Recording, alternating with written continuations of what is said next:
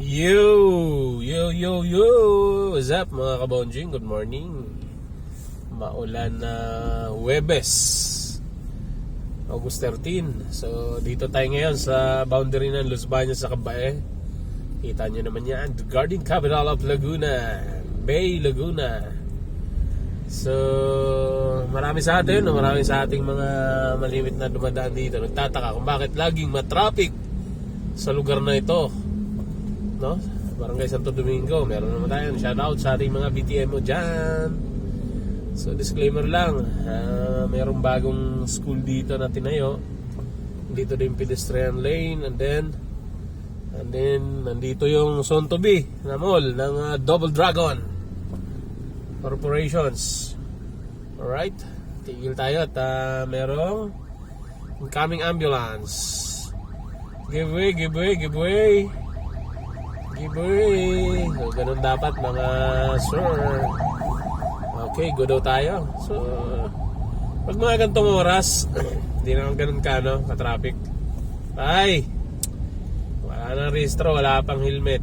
So dito yan, yung kanan na yan, yung part na yon ay andun yung bagong school. And then meron tayong dyan, yung alternative road.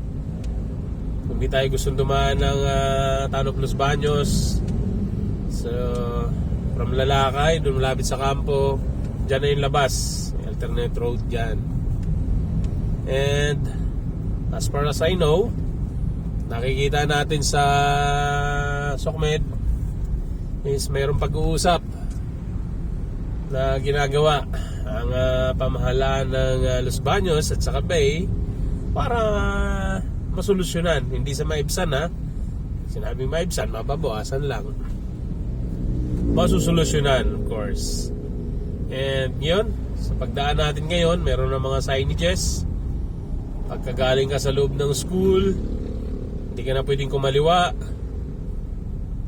ikaw ay kakanan ka na, mag-u-turn ka na lang dito banda, at maluwag naman dito sa may bandang pabayan ng Bay. So yun, kudos sa ating mga namumuno dyan sa bayan ng Los Baños sa kabayan ng Bay.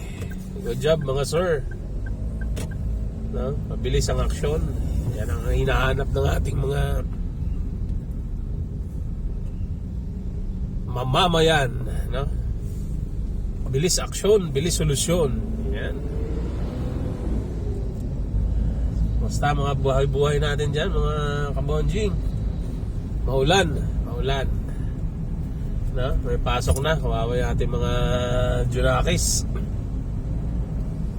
Of course, syempre, parte ng buhay ito. Parte na tayo sa Pilipinas. Monsoon season. Ayan, di ba? Taglamig, tag-ulan pa. Alright?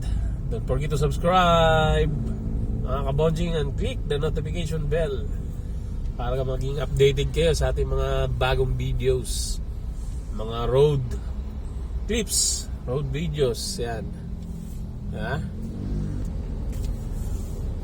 Alright, now nandito tayo sa kahabaan ng Bay, National Highway. So dito, traffic light dito, saglitan lang naman yan.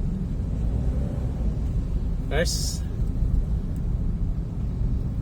maging chill lang tayo sa pag-drive. Lalat gantong mabagal ang ating takbo, hindi naman makapagpatulin at madulas ang kalsada, lalo na sa ating mga kapwa motorista,